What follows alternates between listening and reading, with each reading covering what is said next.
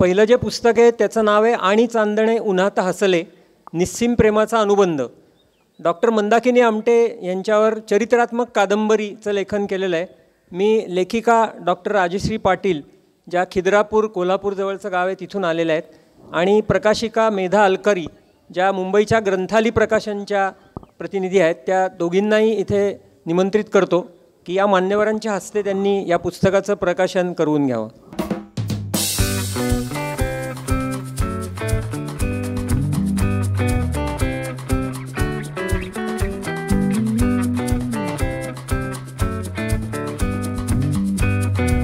श्रद्धेय बाबा, ताई, सन्माननीय व्यासपीठ आणि या प्रकल्पावर आणि भाऊ आणि ताईंवर प्रेम करणारे सगळे श्रोतृवर्ग यांना मी प्रणाम करते. या पुस्तकाची एक छोटीशी म्हणजे खरं म्हणजे आज आजी सोनियाचा दिनू, वर्षी अमृताचा घन. आज सगळा दिवसच सोन्याने उजळून गेलेला आहे. इतकी सुंदर भाषणं आपण ऐकली आणि खरंच अमृताचा वर्षाव होतो आहे. मी ग्रंथालीची प्रतिनिधी म्हणून इथे आलेली आहे आणि या पुस्तकात माझी एंट्री संपादिका म्हणून झाली.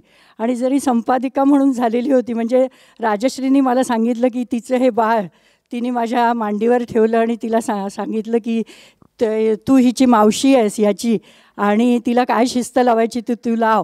आणि ती शिस्त लावता लावता मला त्याचा इतका लळा लागला की काही विचारू नका. मी आता अगदी थोडक्यात तुम्हाला राजश्रीचं मनोगत होणार आहे. त्याआधी ग्रंथालीच्या उपक्रमांबद्दल अगदी 2 मिनटात सांगणार आहे.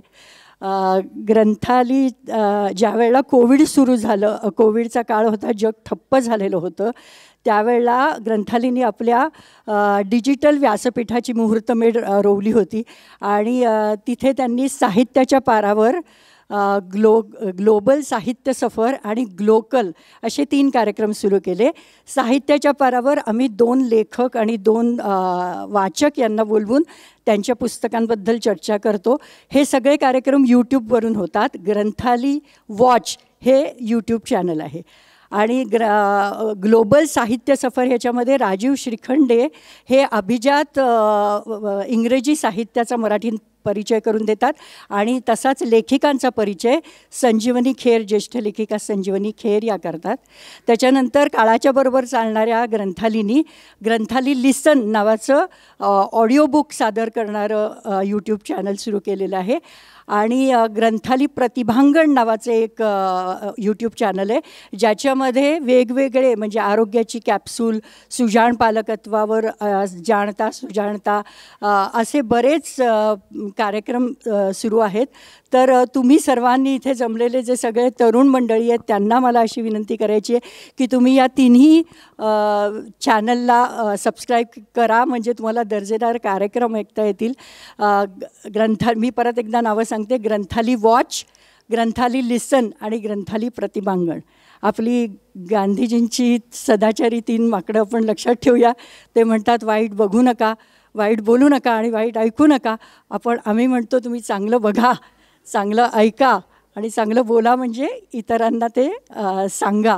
त्यामुळे तुम्हाला ग्रंथाली हा एक ट्रस्ट आहे, त्यामुळे त्यांचे वेगवेगळ्या विषयांवरचे उपक्रम आहेत. आत्ताच त्यांनी एक आरोग्य विज्ञान यात्रा सुरू केली. 1 महिनाभर ती आत्ता चंद्रपूरला 30 नोव्हेंबरला आली होती. 24 नोव्हेंबरला ती सुरू झाली चिपळूणला आणि 24 डिसेंबरला त्याची सांगता होणार आहे. तर आपली जी ही व्हॉट्सअप युनिव्हर्सिटी आहे त्याच्यामध्ये जे अनेक गैरसमज पसरवले जातात, विशेषतः डॉक्टरी या विषयातले, त्याचं निरसन करण्याकरता डॉक्टर तुमच्या भेटीला असा आलेला आहे. आणि शास्त्रीय दृष्टिकोन वाढावा म्हणून शरद काळे मुलांकरता शिबिरं वगैरे घेत असतात. तर मी माझं हे मनोगत थांबवते आणि लेखिका राजश्री पाटील हिच्या आणि चांदणे उन्हात हसले या पुस्तकाबद्दल तिला बोलायला विनंती करते. सर्वात प्रथम मी बाबा आणि ताईंच्या पवित्र स्मृतीस अभिवंदन करते. मंजिल उनको मिलती है, मंजिल उनको मिलती है जिनके सपनों में जान होती है, मंजिल उनको मिलती है जिनके सपनों में जान होती है, सिर्फ पंखों से कुछ नहीं होता, हौसले से उडान होती है.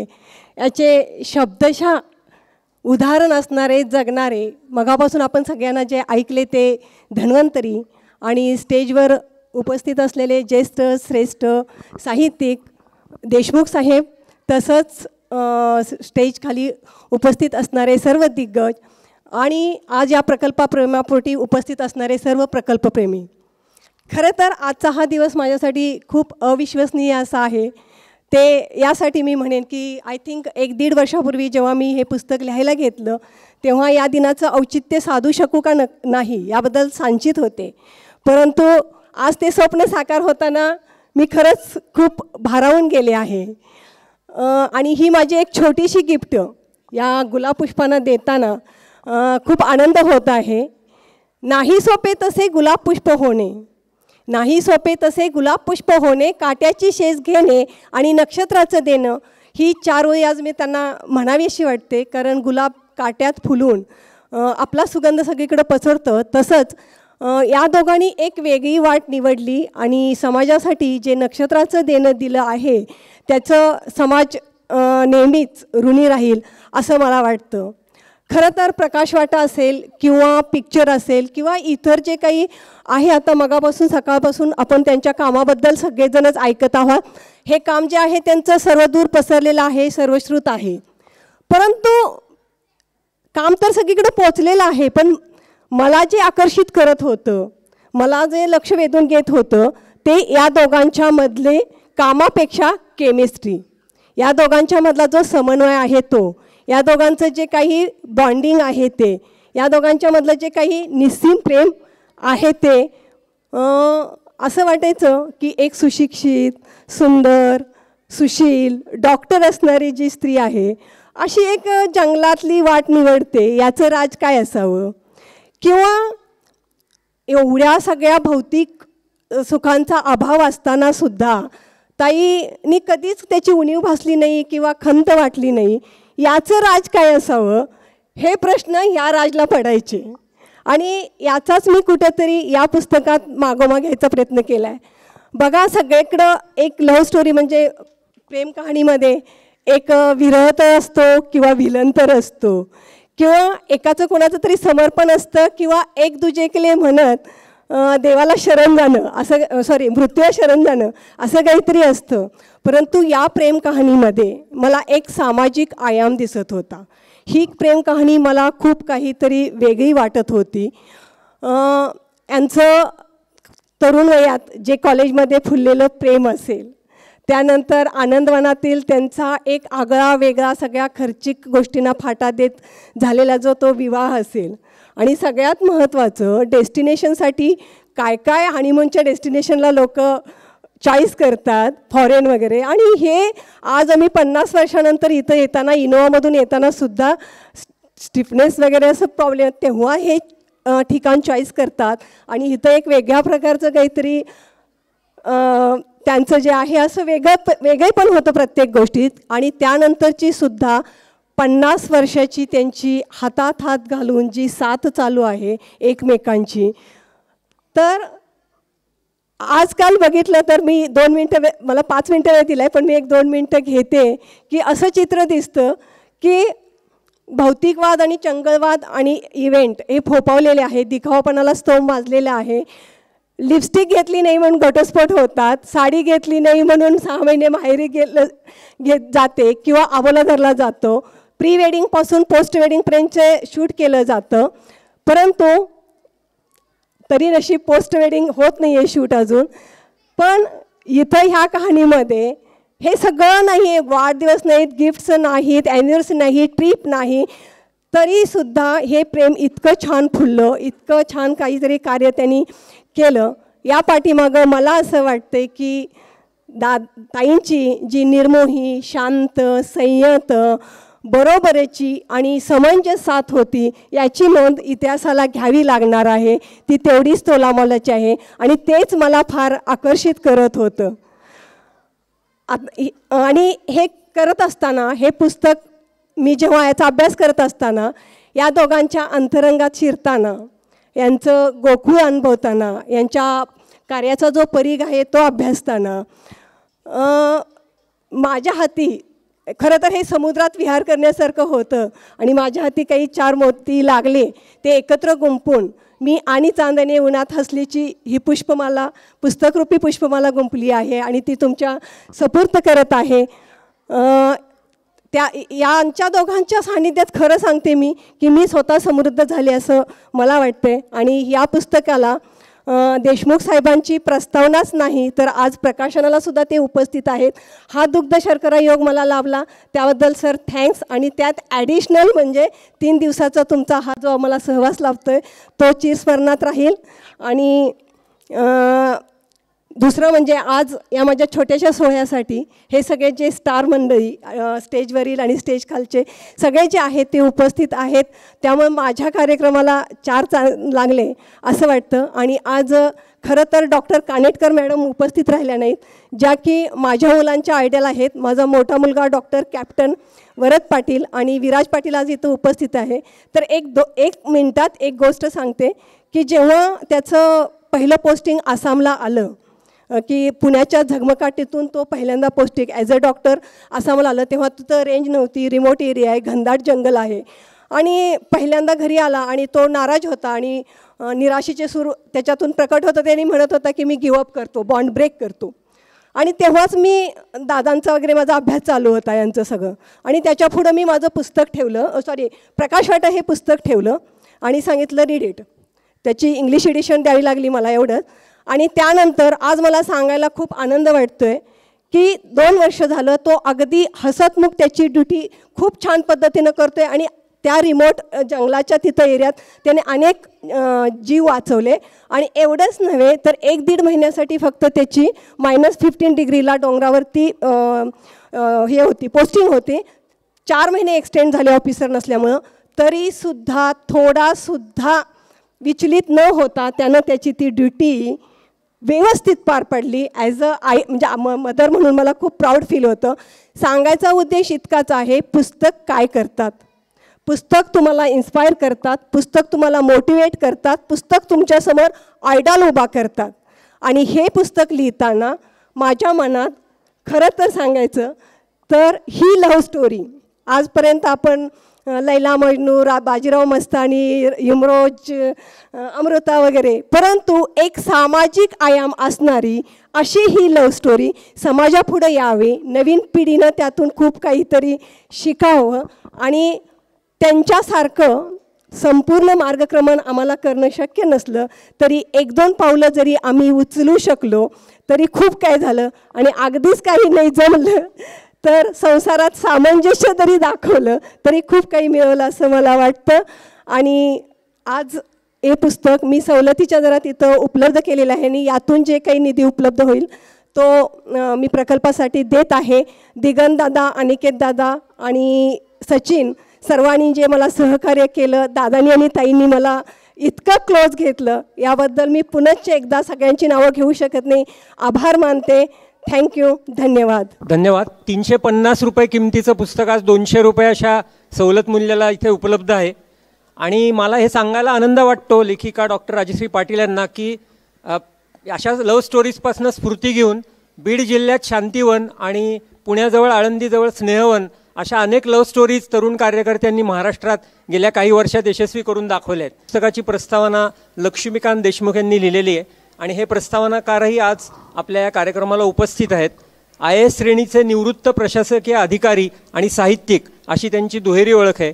31 मराठी, 5 इंग्रजी, 2 हिंदी पुस्तकं त्यांनी लिहिली आहेत.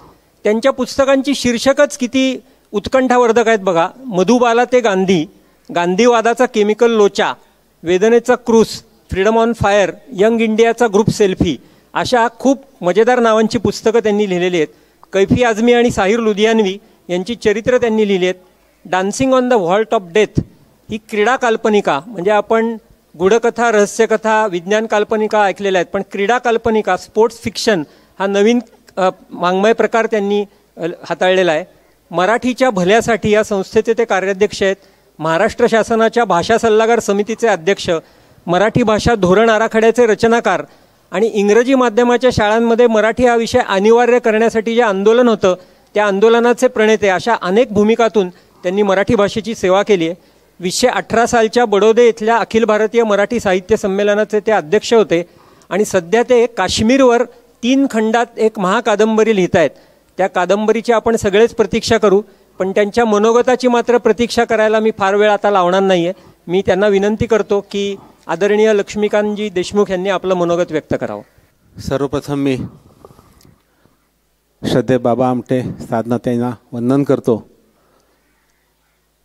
खरोखर आजचा हा माझ्यासाठी एक अतिशय महत्त्वाचा आणि भाग्याचा क्षण आहे. इथं मी काल आल्यापासून पाहत आहे, हा एका सेवा प्रकल्पाचा सुवर्णमहोत्सव आहे, परंतु माझ्या मते हा खऱ्या अर्थाने एक प्रेमाचा उत्सव आहे.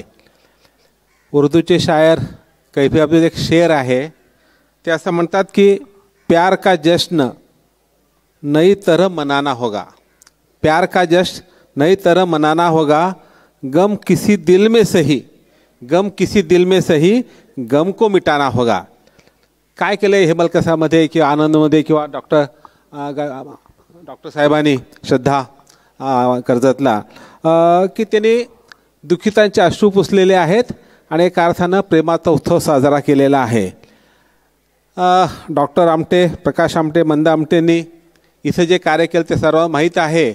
आणि या 3 अतिशय इन्स्पायरिंग आणि प्रत्यक्ष काम करणाऱ्या वैद्यकीय अधिकाऱ्यांच्या मनोगतानंतर एक शब्दाची मुसाफरी करणाऱ्या माणसानं जास्त बोलावं, तेही सेवा न करता हे बरोबर नाही, परंतु एका अर्थानं शब्दाच्या माध्यमातून आम्ही गुणाची पूजा बांधत असतो.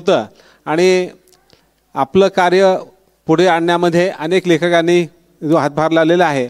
आणि मी स्वतःला भाग्यवान समजतो की 2010 साली जेव्हा प्रकाशवाटा हे पुस्तक प्रसिद्ध झालं तेव्हा कोल्हापूरला त्याचं प्रकाशन समारंभ झाला होता. त्याला तो प्रकाशन माझ्या हस्ते करण्याचा योग लाभला होता. आज त्यांच्या जीवनावरची ही एक अतिशय अनोखी अशी प्रेमकथा डॉक्टर आयशे पाटण लिहिलेली आहे, त्याला मी प्रस्तावना दिलेली आहे.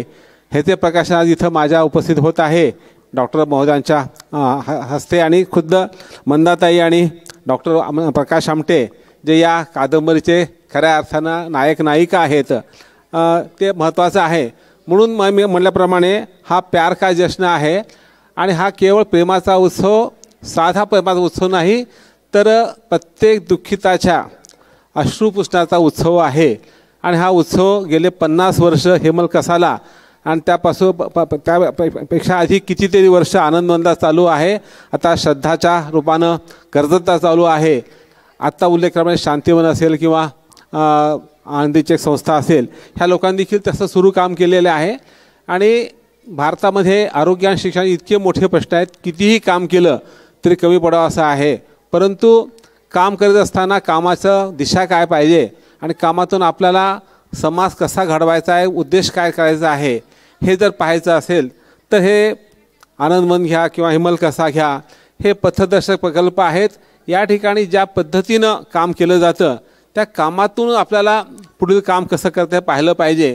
कारण आरोग्यासाठी काम करायचं असेल तर मी दवाखाना उघडतो आणि पेशंट आल्यानंतर मी फी घेतो आणि ते बरा करतो, असं जर डॉक्टर प्रकाश आमटे आणि मंदा आमटे ठरवलं असतं तर हेमलकसामध्ये त्यांना काम करता आलं नसतं. ते लोक त्यांच्याकडे येत नव्हते कारण त्यांना शहरी माणूस, कपडे घातला माणूस म्हणजे हा लुटणारा माणूस वाटत होता. अशा 50 वर्षापूर्वीच्या कालखंडामध्ये ते इथं आले, त्यांचे बनून राहिले, माडिया शिकले आणि त्यांनी अतिशय निष्ठेनंच त्यांचं काम केलं. जी म्हण आहे ना, जेव्हा पर्वत ममताकडे तसं ममता पर्वताला गेलं पाहिजे, त्याप्रमाणे हे आधुनिक पैगंबर अधिक मसीहा हे ह्या ठिकाणी आले आणि त्यांनी हे काम केलेलं आहे. आणि ह्या लोकांना काम केलं माहीत आरोग्यसेवा दिलेली आहे, त्याचं विस्तार केले, शिक्षणाकडे वळलेत, इथे उत्तम शाळा झालेली आहे. आणि ह्या आदिवासी शेती शिकायचे प्रयत्न केले आहेत. म्हणजे जे मूलभूत गोष्टी आहेत, आरोग्य, शिक्षण आणि शेती किंवा उत्पन्न, ह्या गोष्टीसाठी काम केलेलं आहे. ते त्यांचे बनून राहिलेले आहेत. आणि मला खरोखरच ह्यांच्याबद्दल पाहायला असं वाटतं की असे माणसं आजच्या चंग दुनियामध्ये असतात का? कारण आज आपण इतके आत्मकेंद्रित बनलेले आहोत की आपल्याला काही सुचत नाही इथापुरतं. मी नेहमी म्हणतो की सेल्फी आजकाल आपण काढतो मोबाईल, हा सेल्फी एक रोग झालेला आहे आणि हा एक प्रतीक आहे आत्मकेंद्रितवृत्तीचं. मीच माझा फोटो काढायचा, मी मोबाईलवर टाकायचा आणि लाईक्स मिळवायच्या आणि खुश व्हायचं, म्हणजे आपलं आयुष्य सार्थक झालं. पण हे आयुष्य किती बेगडी आहे, किती निरर्थक आहे हे आज आपल्याला कळू शकते हे आल्यानंतर, की जे समाजाचे वंचित घटक आहे, ज्यांच्यापर्यंत आरोग्य सेवा पोचली नाही, शिक्षण पोचलं नाही किंवा कुठल्याही सुविधा पोचल्या नाहीत, त्या ठिकाणी शासनही पोचू शकत नाही. पोचतं तरी त्यांची संवेदना कमी असल्यामुळे ते काम होऊ शकत नाही. अशा ठिकाणी एक महामानव येतो, बाबा आमटे, कुष्ठरोग्यांचे अश्रू पुसतो, त्यांना समर्थ करतो आणि त्यांना अभंग करतो. हे महत्त्वाचं आहे. त्यापासून प्रेरणा घेऊन पुढे विकास भाऊने आनंदवान धुरा सांभाळलेली आहे. तिथं त्यांनी त्याला शेतीचे अनेक गोष्टीचे आयाम दिलेले आहेत आणि त्यापासून दूर होऊन इथं माडिया समाजासाठी डॉक्टर आमटेंनी जे काम केलेलं आहे ते अतिशय महत्त्वाचं आहे आणि त्या कामाचं सर्वांनीच मोल आहे. आणि त्याचं प्रेरणा घेऊन डॉक्टर ओटवाणी साहेबांनी जे काम केलेलं आहे ते आज ते जे बोलले ते मी इतका प्रभावित झालो आहे. त्यांचं मी वाचलं होतं जेव्हा त्याला मॅक्सेसे अवॉर्ड मिळाला होता, की ते रस्त्यावरच्या बेघर लोकांसाठी काम करतात आणि त्यांचा मानसिक रोग दूर करतात. परंतु मानसिक दूर खूप माणसं असतात, परंतु त्यांच्या अशा भटक्या लोकांना एकत्र करून त्यांचा उपचार करणं, त्या घरी पोहोचवणं, हे जे फार मोठं काम आहे. की ही एक प्रकारचे म्हणतो ना, बाबा आमटे दीपस्तंभ असतील, त्या दीपस्तंभामध्ये उजळून निघाले हे 3 डॉक्टर आहेत आणि पूर्ण आमटे दाम्पत्य किंवा पूर्ण फॅमिली आहे. आणि त्यांच्याबरोबर काम करणारे जे इथं काम करत संस्थेमध्ये हे सर्व हे एक्सटेंडेड फॅमिली आहे. आणि हे सर्व महामानव बाबा आमटेंच्या प्रयत्नातून किंवा त्यांच्या दीपस्तंभाच्या प्रकाशात आपण काम करत आहोत. आणि हे काम फार महत्त्वाचं आहे, हे काम व्हायला पाहिजे. त्याबद्दल आपण खूप काही बोललेलं आहोत. पण ह्या कामाचा दुसरा पैलू आहे. हा पैलू ह्या कादंबरीमध्ये आणि चांदणे उन्हात हसले डॉक्टर अजय पाटील केलेला आहे. प्रकाश आमटे आणि मंदा आमटे इथं लग्नानंतर आल्या आणि 50 वर्ष राहून त्यांनी काम केलेलं आहे. ते काम म्हणजे त्यांचा एका अर्थानं अखंड हनीमून होता असं नाना पाटेकर म्हणले होते. आणि तोच धागा पकडून अजय पाटलांनी ह्या दोघांचं जे वैयक्तिक सहजीवन आहे, त्याचबरोबर जे सामाजिक सेवेचं सहजीवन आहे, हे त्यांनी हेरलं आणि त्या ह्या कादंबरीमध्ये बद्ध केले आहे. ते अतिशय रोचक झालेलं आहे. आणि मला वाटतं की ह्या पुस्तकाचे महत्त्व आहे ते महत्त्व खूप वेगळं आहे. की समाजसेवा करता आता डॉक्टर केळकर म्हटल्याप्रमाणे संबंध कुटुंबाने एकत्र व्हायला पाहिजे, काम केलं पाहिजे. पण किमान पती पत्नी एकत्र होऊन एका ध्येयाने काम करणं किती महत्त्वाचं आहे हे आपण पाहिलेलं आहे. म्हणून मी असं म्हणतो की हे जे पुस्तक आहे आणि चांदणे उन्हात हसले, ही एक लोकविलक्षण प्रेमकथा आहे. आजच्या चंगळवादी व आत्मकेंद्रित झालेल्या समाज जीवनात दंतकथा वाटावी अशी ही खरीखुरी प्रेमकथा आहे. तिचे अनेक पैलू आहेत. पहिला पैलू अर्थातच तरुण वयात जमलेलं प्रेम, विवाह, परस्परात स्वचा विलय करीत, हे फार महत्त्वाचं आहे. की प्रेम विवाहामध्ये किंवा लग्नानंतर स्वतःचा स्वविलय करून परस्परात सामावून जाणं, असं परस्परात स्वचा विलय करीत जगलेलं समृद्ध सहजीवन ह्या दोघांनी उभं केलेलं कंठलेलं आहे. जगाच्या कोलाहलापासून दूर निसर्गाच्या सान्निध्यात 5 दशकं एक प्रकारचा अखंड मधुचंद्राचा कालखंड जगणाऱ्या जोडप्याची ही आगळी वेगळी प्रेम कहाणी आहे. या प्रेम कहाणीचा दुसरा पैलू हा पैलूपेक्षाही अधिक महत्त्वाचा आहे आणि तो म्हणजे समाज समर्पित ध्येयधुंद जीवन जोडीने व्यतीत करणं आहे. आदिवासींच्या आयुष्यात आनंद फुलवता त्यांना नवजीवन देण्यासाठी साथ चालणं आणि काम करणं, 4 वेदापलिकेचा 5वा वेदनेचा वेद वाचून तो विटवण्यासाठी आयुष्यपणाला लावणं, प्रेमाचा हा उन्नत पैलू या प्रेमकथेला एक नवा आयाम पैदा करून देतो. आणि तिसरा हा दोन्हीपेक्षा अत्यंत महत्त्वाचा पैलू म्हणजे वन्य प्राण्यांना, अगदी बिबट्या, मगर आणि सर्पांनाही आपला गोतावळा बांधून त्यांच्यावर प्रेम माणसाइतकं करत आणि जीव गोकुळ उभारणं आणि आपल्या प्रेमाची विशाल असीमित करणं, हे 3 पैलू केंद्रित ही कादंबरी केलेली आहे. आणि ह्या पुस्तकामध्ये त्यांचं सहजीवन आहे. त्याचबरोबर त्यांनी जे समाजकार्य केले ह्या भागात, हा जो प्रकल्प उभारला आहे, ह्या प्रकल्पाची पूर्ण कहाणी अतिशय चांगल्या पद्धतीने आलेली आहे. ही हे पुस्तक वाचल्यानंतर असं वाटतं की प्रत्येक माणसाला असं वाटतं की काहीतरी आपण केलं पाहिजे. प्रत्येकजण काही आमटेसारखे काम करू शकणार नाहीत, पण कुठेतरी आपण समाजात देणं लागतो आणि आपण काही गोष्टी केल्या पाहिजेत आणि ते प्रत्येक क्षेत्रात केलं पाहिजे. आरोग्य क्षेत्राचे आव्हान खूप आहेत, शिक्षणाचे आव्हान खूप आहेत, हे तर खरंच आहे. परंतु प्रत्येक क्षेत्रामध्ये काही आव्हानं असतात, काही प्रश्न असतात आणि लोकांची गांधवणूक होत असते. जे लोक शक्तिहीन आहेत, दुर्बल आहेत किंवा ज्यांच्याकडे कुठली पोच नाही, अशा माणसाची कामं करण्यासाठी जी संवेदना लागते, जी प्रेम लागतं, संवेदना लागते, ती आज आपण हरवून चाललेलं आहोत. आणि ह्याचं मी ज्या फील्डला आयुष्यभर काम केलं प्रशासनामध्ये, तिथं पाहिलेलं की आमचे लोकांकडे अधिकार आहे आणि लोक अशुभ पुसू शकतो, परंतु आम्हाला अशुभ पुसता येत नाहीत कारण आमची संवेदना हरवलेली आहे. आमच्यातले 10 पैकी 7-8 ऑफिसर हे केवळ त्यांच्या सत्तेच्या किंवा त्यांच्या पदाच्या मोहात पडलेले असतात, परंतु ते पद आम्हाला जे दिलेलं आहे, आम्हाला जो पगार मिळतो तो लोकांच्या करातला पैसा असतो. ही जाणून ठेवून आम्ही काम केलं पाहिजे. केवळ नुसतं काम चांगलं करून चालणार नाही, त्या प्रकारे जाऊन समोर आल्या प्रत्येक माणसाचा प्रश्न जो आहे तो कसा सोडवता येईल हे पाहिलं पाहिजे. प्रशासनाचं काम असतं आणि हे काम अत्यंत तसं अवघड असतं का? मुळीच अवघड नसतं. 10 पैकी 9 माणसाचे प्रश्न व्यवस्थित निर्माण केलेले असतात. खालचे माणसं काम करत नसतात, लक्ष देत नसतात आणि त्या माणसाची हतबलता वाढत आली असती. अशा माणसाचा प्रश्न ऐकल्यानंतर आपण लक्ष घातलं की हे काम करायचं आहे तर 10 पैकी 9 कामं पूर्ण होऊ शकतात. हा माझा स्वतःचा अनुभव आहे आणि हा देखील एक प्रमाणे सेवेचा एक नवा आयाम आहे. हा असे अनेक पैलू असतात. समाजसेवा म्हणजे आपलं घरदार संसार करून बाहेर काम करणं हे तर महत्त्वाचं, ते सर्वात मोठी गोष्ट आहे.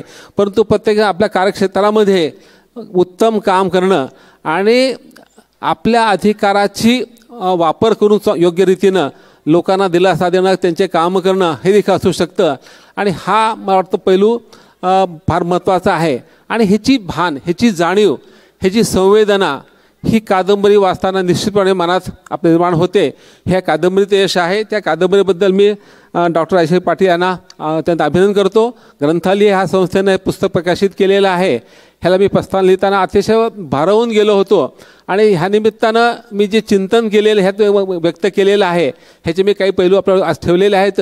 परंतु खरं असं वाटतं की आजचा जो कालखंड आहे अत्यंत अस्वस्थ खळबळीचा कालखंड आहे आणि आपण एका संकटामधून जातो, संकटामधून असं मला हरकत नाही आहे.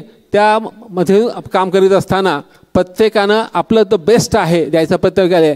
ज्यांच्याकडे उत्तम शिक्षण आहे, गुणवत्ता आहे, त्यांना चांगले पदं किंवा चांगल्या कामाच्या सेवेची संधी मिळाली, त्या लोकांनी जर काम करायचं नाही तर कोणी केलं पाहिजे. जसं बाबा आमटे सांगितले, तुम्ही जर करणार डॉक्टर गटवानी तर दुसरं कोण काम करणार आहे वटवाणी साहेब. तेव्हा त्यांनी हा आपल्या फील्डमध्ये काम करायचा प्रयत्न केलेला आहे. तर असं ज्यांच्याकडे बुद्धिमत्ता आहे, कामाचं कौशल्य आहे आणि स्थिरता आहे, सुबुद्धी आहे, अशा माणसांनी काम केलं पाहिजे आणि आपल्या समाजाची वंचित घटकाचा प्रयत्न केला पाहिजे. तसा डॉक्टर आमटे ह्या पती पत्नींनी इथं माड्यासारखे काम केलेलं आहे. तसं काम करण्याची प्रेरणा प्रत्येक मनात निर्माण होईल. इतकी ही कादंबरी सरस झालेली आहे. आत्ता जे दुसरं पुस्तक माझ्यासमोर आलेलं आहे ते मी पाहिलेलं नाही आहे, परंतु आत्ता चाललं थोडंसं, टाईम पाव ओव्हर लुकेमिया. डॉक्टर आमटे यांनी जी झुंज दिली पुण्यामध्ये आणि त्याचा थोडासा उल्लेख डॉक्टर केळकरांनी केला आणि ते जे बोलले ते फार महत्त्वाचं वाटलं की ते वाचले. हे दवाखान्याचं कौशल्य होतंच, दीनानाथ मंगेशकर सेवेचे प्रसिद्ध आहे, परंतु त्यांचं डॉक्टर आमटेवर प्रेम करणारे असंख्य माडिया बांधव आणि हे मुख्य प्राणी गोकुळ ह्यांचं देखील प्रेम होतं. त्यांची दुवा कामी आलेली आहे. आणि ही दुवा का कामी आली? कारण डॉक्टर आमटे मंदा आमटेंनी ह्या परिसरामध्ये जे लोकांना प्रेम आणि संवेदना दिलेली आहे ती महत्त्वाची आहे. एका अर्थानं त्यांचं काम हा आत्ता म्हणल्याप्रमाणे हा प्रेमाचा उत्सव आहे. आणि प्रेम करणं म्हणजे काय तर लोकांचे दुःख कमी करणं, त्यांचे अश्रू पुसणं, ते काम त्यांनी केलेलं आहे. आणि त्याप्रमाणे आपण सर्वांनी काही ना काही करायचा प्रयत्न केला पाहिजे अशी संवेदना आज इथं आल्यानंतर इथल्या प्रत्येक माणसाला निर्माण झाली असेल. त्यांनी आपल्या परीनं आपल्या क्षेत्रामध्ये काम करावं अशी अपेक्षा करतो. निश्चितपणे मी या ठिकाणी येऊन स्वतः समृद्ध झालेलं आहे. यापूर्वी थोडंफार काम केलेलं आहे, परंतु मी ह्यापुढे अधिक काम करायचं ठरवलेलं आहे. बघूयात कितपत शक्य आहे, परंतु प्रेरणा ही आमटे कुटुंबांची आहे, बाबांची आहे. निश्चितपणे जेव्हा बाबांची प्रेरणा मनात निर्माण होते तेव्हा त्या माणसाकडून काही ना काही काम घडतं अशी माझी श्रद्धा आहे. आणि मला हे देखील वाटतं की मी थोडंफार काम ह्यापुढे करू शकेन, यापूर्वी केलेलं आहे तर विस्तार करू शकेन. आणि वेगळं क्षेत्र असेल, वेगळं फील्ड असेल, ते प्रत्यक्ष काम नसेल परंतु एकंदरीत समाजासाठी महत्त्वाचं असेल असं आपण काम करता आलं पाहिजे असं मला वाटतं. मी पुन्हा एकदा या ठिकाणी मला औचितपणे इतक्या दिग्गजावर बसवायची संधी दिली.